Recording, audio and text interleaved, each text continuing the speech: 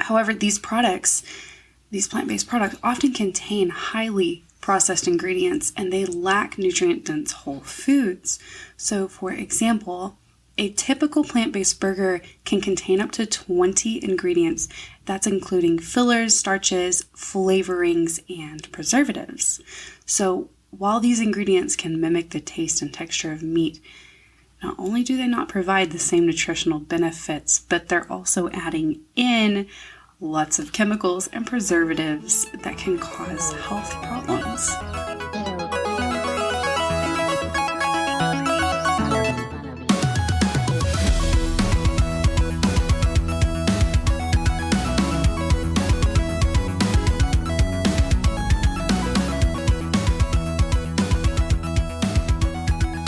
Hey there, and welcome to Becoming Natural. I am your host, Victoria Ray, a certified transformational nutrition coach and expert in the areas of mental wellness and nutrition.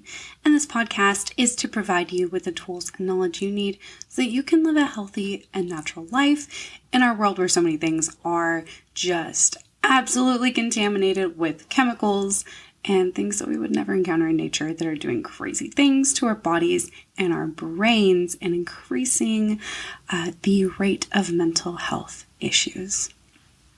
So, today I want to start off by saying it has been a while since I have done a podcast. I have been very busy doing a lot of things, and I have a very big life change coming up very soon as well. No, I'm not like having a baby or anything. I'm just moving, and I'm moving really far. So that's been a lot of what my focus has been on lately. So I hope that you guys enjoy this podcast. Like I said, it's been a little bit of a while. Also, I'm looking at my mic, and it seems that I've gotten paint on it somehow. I use the same like desk and area for painting when I paint that I do for recording podcasts and recording videos for my courses and stuff. I am pressing my coffee right now and I'm just pouring it into a cup. So that sound is not me peeing. It's me pouring my coffee into my mug because I haven't had my coffee yet today. I am having coffee with honey in it. I don't usually put anything in my coffee, but today I felt like spicing it up a little bit. So I put some cacao honey in my coffee. So that should be pretty good. Make me like a little sweet chocolate coffee. All right, so what we're going to be discussing today is, are plant-based meats healthy? There has been a huge push towards this in the past few years. And I think, since the pandemic, I've just seen more and more of this. There's plant-based meats not only in pretty much any grocery store that you go into, but also a lot of the restaurants, like fast food restaurants, are incorporating plant-based meats. I believe, I may be wrong on this, but I believe that I saw something about McDonald's recently. They put out that they're going to have plant-based chicken nuggets. I know Burger King's been doing the whole veggie burger thing, that Beyond Meat burger that they did for a while. I don't know if they're still doing it. I know their sales weren't super great on that. South Park did that whole episode, and that was pretty great. If you guys watch South Park and you have not seen their episode about the plant-based burger, you should definitely watch it. It is great. South Park puts out great work and absolutely hilarious. So yeah, and like I want you to know, this isn't coming from a place of me hating on vegans or hating on vegetarians. I was a vegetarian for over 15 years of my life. And so this is coming from a place of concern from me, because a lot of this stuff is being marketed like it's the best thing ever for you. And that's just simply not true. This plant-based movement is gaining so much momentum, but there's a lot of people in the health community who are now starting to raise concern about the health implications of these alternatives, because, as you know, a lot of food companies, when they make products, they're not making them with the highest quality ingredients. They are just making stuff for profit, which is very sad, but very true. So these plant-based meats, like I said, they're marketed as healthier alternatives to animal products, claiming that, they contain less saturated fat and less cholesterol. And we all know how saturated fat and cholesterol has been demonized since the 80s, which we now know that it's not as bad. It's not bad. It's not the monster that it was made out to be. Fat is not the enemy. However, these plant-based products often contain highly processed ingredients, and they lack nutrient-dense whole foods. So, for example, a typical plant-based burger can contain up to 20 ingredients. That's including fillers, starches, flavorings, and preservatives. So, while these ingredients can mimic the taste and texture of meat, not only do they not provide the same nutritional benefits, but they're also adding in lots of chemicals and preservatives that can cause health problems. These meats often contain high amounts of salts and sugars to improve their taste, which again can lead to lots of health problems like blood pressure issues, type 2 diabetes, obesity, and in addition, these plant-based products contain lots of artificial additives. Soy protein isolate, pea protein isolate, and these can have, again, seriously negative health effects. And you guys know how I feel about soy protein isolate in particular. When you process the soy and you're not doing a soy protein concentrate, you are doing a soy protein isolate, which goes through many, many more steps of processing.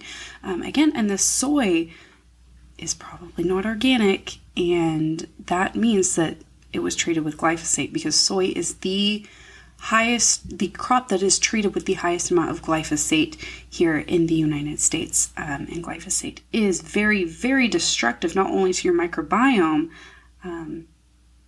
but to the environment. So if you are on the side of, I want to eat these plant-based meat alternatives for the environment, you've also got to consider the way that this stuff is being made. It's not being made with stuff that Farmer Joe's growing in his backyard and he's putting it together. These are big corporations that we are talking about using chemicals that are very, very destructive to the environment. It's getting in the waterways. It is killing off very important insects, which is impacting the food chain for birds, reptiles, other wildlife. It's not an isolated event when we do things like this. Everything is connected, and everything that we do has implications. I know you guys have probably heard about the butterfly effect. Butterfly flaps his little wings, and then there's a hurricane, thousands of miles away. Obviously, that doesn't really happen, but the concept is true. We don't live in an isolated event world. Everything that we do has consequences, whether they be good or bad. Things happen.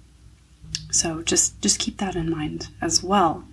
Now, these meats, again, like I said, are packed with preservatives and chemicals, and some of the very common preservatives used in these plant-based products include sodium nitrate, sodium erythrobate, and sodium lactate. Now, while these preservatives can help extend the shelf life of these products, they are linked to an increased risk of cancer, particularly colon cancer, when they are consumed in high amounts. And sodium erythrobate has been linked to gastrointestinal problems like diarrhea, abdominal pain, IBS, which lately and super, super weirdly, I've been seeing a lot of on social media. And I was driving down the street the other day and I saw a billboard about IBS. And it was like, hot girls have IBS. Excuse me, what? Why are we making gastrointestinal problems normal. They're not normal. Okay, they may be common. Yes, a lot of people may have them, but just because it's common does not mean that it's normal, and does not mean that we should be promoting it and saying that, oh yeah, well, lots of people have it, so, it's okay. No, it's not okay. There is clearly a problem. There's clearly a health problem that is causing people to have IBS. And instead of looking into this and addressing the root problem of it, they're just brushing it under the rug because it's like, oh, we don't want you guys looking into a little bit too much of the stuff you're eating because we make a lot of money on it. And if you look too much into it and you realize that the shit that we're feeding you is giving you these GI problems, then you'll stop eating it, and you'll stop buying it, and then we'll lose money. So the easier alternative is to just promote it as, hey, hot girls have IBS. No, dude, if you're living with something like that, you don't have... it just makes me like crazy. Like, the concept behind this is absolutely insane. There's an underlying issue that needs to be addressed. And we shouldn't just brush it under the rug. All right, back to the plant-based meats. Okay, so again, another concern with these is the seed oils. And you know how I feel about seed oils if you have listened to me at all. Because they're the worst. They're inflammatory. They're causing joint problems. Seed oils are like the devil. Like, if we're going to be like, oh, that's the devil. Like, yeah, the seed oils. That's what they are. They're bad. There's an entire episode that I have dedicated to seed oils. If you have not heard it, I highly suggest you go listen to it. But these plant-based meats, and also the eggs. I've seen lots of like fake eggs. And also oat milk, for some reason, has a lot of seed oil in it. But you pick this stuff up and you flip it over on the back, because the front can be incredible. The front can be amazing. America has free speech, and good for us on that. But with that comes the negative side of these companies can say pretty much whatever they want, as long as they're not claiming to cure a disease. So they can say, this is healthy, this is blah, blah, blah, blah, blah, and all these words, and they can, like, make their marketing however they want to. And they try to trick you on purpose so that they can sell their absolute garbage sludge water to you. So please, look at the ingredients, look at the back, and you will see usually the first or second ingredient is vegetable oil, canola oil, sunflower oil, some shitty inflammatory seed oil. Now, these oils are associated with so many health problems. They use these as a substitute for fat, and like I said, they're marketed as healthy, but they're high in omega-6 fatty acids, which contribute to inflammation and increase our risk of obesity, heart disease, joint problems, arthritis, anxiety, depression, and other chronic health problems. Now, we know that these seed effects have negative side effects on mental health, and they are directly linked to contributing to anxiety and depression. This is because the high levels of omega-6 fatty acids can disrupt the balance of omega-3s and omega-6s in the brain, and this is linked to our mood regulation. Now, that's just one reason that they have been linked to increased anxiety and depression, among many, many, many other things, along with the way that they're processed, the chemicals that they're using in these processing, and just, oh man, if you can stay away from these seed oils, I highly suggest you do that for your health. Plant-based meats and animal products, animal-free products, can lead to nutrient deficiencies as well. Because as much as they try, they're just not going to be bioidentical. You can take a B vitamin that's created synthetically in the lab, and then you can take a B vitamin from nature, and they're just not going to be the same. Our bodies are smart. Our bodies know the difference. A study published in the Journal of Agricultural and Food Chemistry in 2018 found that vegans had significantly lower levels of iodine, vitamin B12, and selenium compared to omnivores. The study analyzed the diets of 30 vegans and 30 omnivores and found that the vegans had an average intake of iodine and selenium that was below the recommended daily intake. Vitamin B12 levels were also lower in vegans, with 77% of the vegans in the study being deficient in this nutrient. Another study published in the Journal of Academy and Nutrition and Dietetics in 2016 analyzed the nutrient intake of 105 vegans and found that 25% of them were deficient in vitamin B12, 80% were deficient in vitamin D, and 52 were deficient in iodine. The study concluded that these vegans needed to ensure adequate intake of certain nutrients such as B12, vitamin D, calcium, iodine, and other nutrients. There was also another study done in Norway. I cannot remember if I have mentioned this before. I may have, forgive me if I have, but they did a study with these very, very wealthy families. They supplemented them with all the supplements that they needed to be supplemented with. These people were eating very high quality vegan diets, and they followed them over this period of time. And at the end, they tested them, and every single one of them was nutrient deficient. And the conclusion from that was, if these extremely wealthy families who were doing literally every single thing right were nutrient deficient, how is the average person supposed to sustain a vegan diet and not be nutrient deficient? So that, if you are vegan, don't think I'm dogging on you or anything. I want you to be aware that you may not be getting all the nutrients that you're needing, because unfortunately a plant-based diet is not, it's not the same as an omnivorous diet. You're not getting all of the things that you get from eating animal-based products from just plants.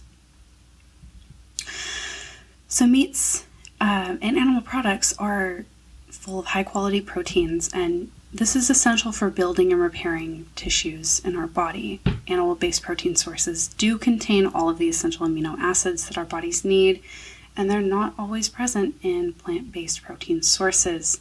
And a lot of these plant-based protein sources are created in labs with synthetic vitamins and synthetic minerals. Meats and other animal products are a good source of vitamins and minerals like B12, vitamin D, calcium, iron, iodine, all the things that the vegans were deficient in these studies. And these nutrients are essential for various bodily functions like the production of red blood cells, our bone health, and the regulation of our immune system, which has been such an important thing over these past few years. I'm going to take a drink of my very hot coffee now. I think it's cooled off a little bit. I am such a baby when it comes to hot coffee. And I have to be careful if I'm with my mom and I ask her, we'll get coffee. And I'll be like, oh, it's too hot. And I'll ask her to try it for me. I'm almost 30 years old, still ask my mom to try my coffee. And, she'll try it and she'll be like, oh, it's fine. It's not hot. And I'll take a drink and I'll burn my mouth. And then she'll be like, oh, you're being a baby. It's not that hot. And I'm like, Mom, I have a mouth blister now from the scorching molten liquid in this cup that you just said wasn't hot. So I'm very, very careful with my hot coffee, especially. And I should know better by now, than to ask my mom to try my coffee for me, because I know she's going to say, oh, it's not hot. And then if she says it is hot, oh goodness, then I know it's very, very hot. Also, you guys, humans have evolved consuming animal products. This push towards vegan diets, and it's not a push towards a vegetarian diet. That's not what is happening. We are being pushed in the direction of completely animal product milk-free society, milk-free, egg-free. Well, I say milk-free, I should say dairy-free, completely dairy-free, meat-free, all of it. And our ancestors did not live their lives like that. That was not sustainable for them.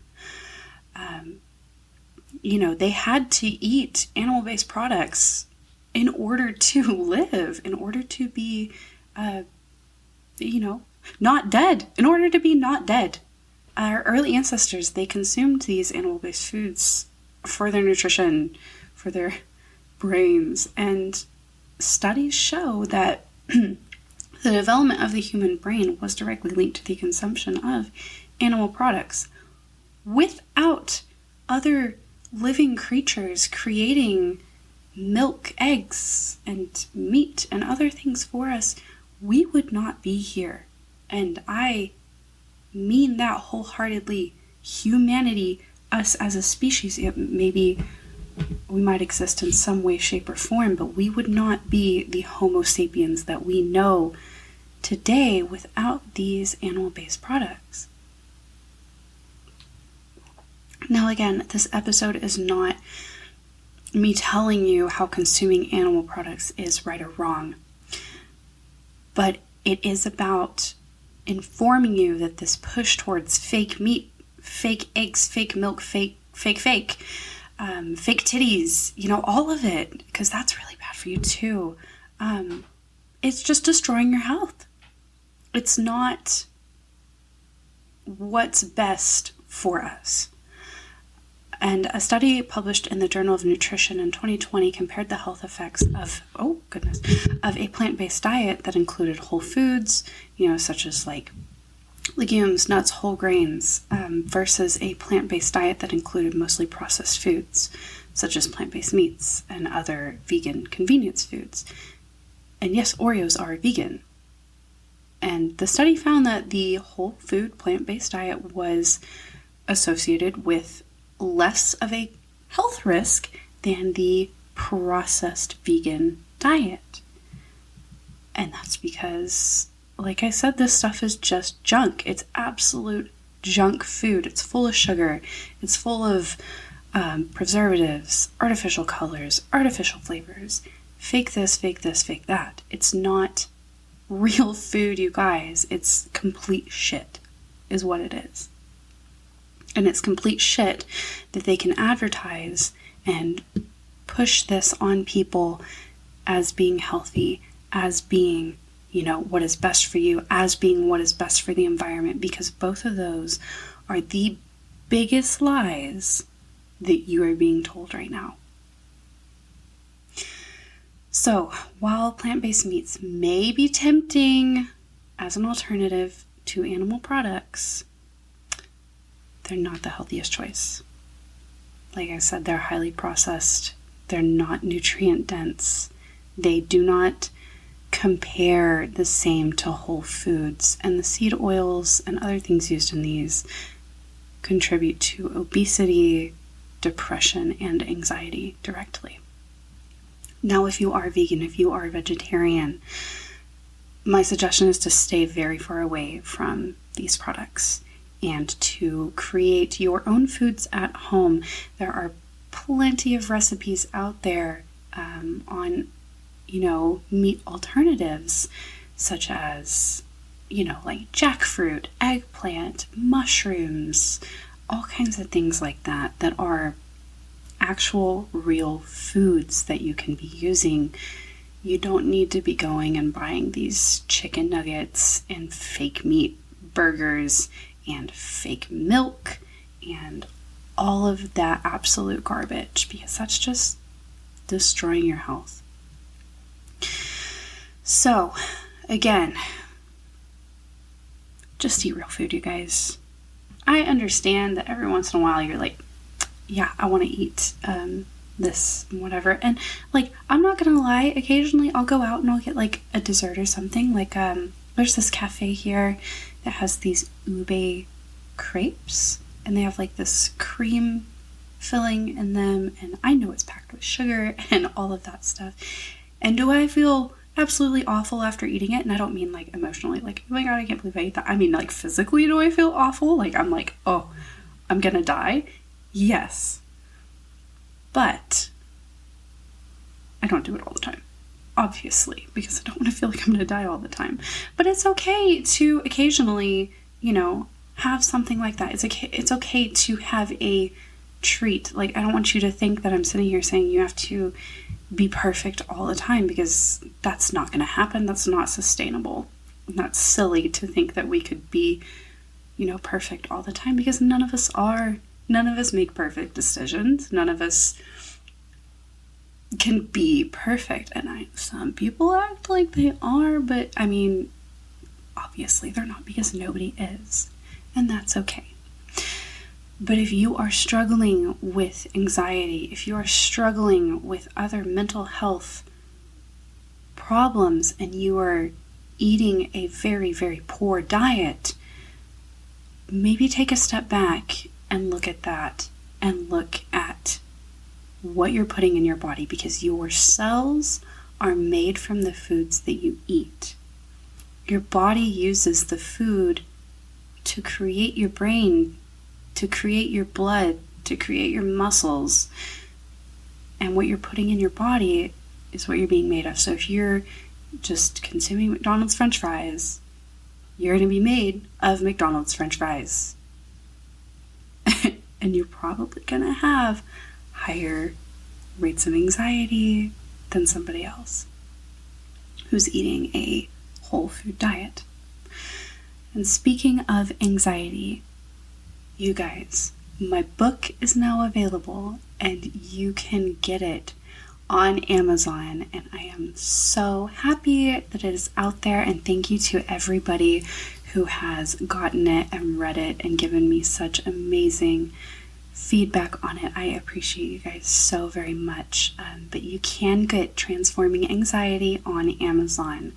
This book is all about how you can reduce your anxiety through daily practices and through your nutrition, as well as using the anxiety that you may be having in a good way and transforming it to your advantage, instead of letting it control you and dictate your life, because nobody deserves to live like that. We all deserve to have the best life possible, and being just, subjected to what your anxiety is doing it's not the right life. I was there, I've been there, I've lived that life, and it's not fun. So this book is to help you change that, because like I said, you deserve to live the best life. Now, you can get this on Amazon. You can also go to my website and get it through there, and that's victoriaraycoaching.com. You just go on there and you click on the link where it says my book, or it says Transforming Anxiety. It might say Transforming Anxiety book. I don't exactly remember what I put there, but it's very self-explanatory if you get to that point. I promise it will make sense. Now, as always, thank you guys so much for hanging out with me today and listening to all of the things that I want to tell you, because I care about you guys and I want your lives to be better, and I want to give you information that helps you maybe have just a little bit better of a day, Like that's what I'm here for. That's what my heart is about, is just helping you guys. So thank you for being here. I appreciate every single one of you, wonderful and amazing people. So until next time, my friends, go out there and have yourself a great freaking rest of your day.